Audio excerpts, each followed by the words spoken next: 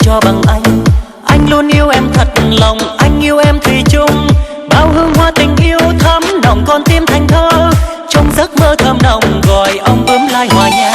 Bao đau thương khổ lụy trần gian anh gom vào mây, bao gian chân đôi nghèo này đưa lên phi thuyền đi. Biên cương anh một tay cứu thần anh tô hoa cháy, đem sức trai xây đèn đại gom bốc cho ngày mai.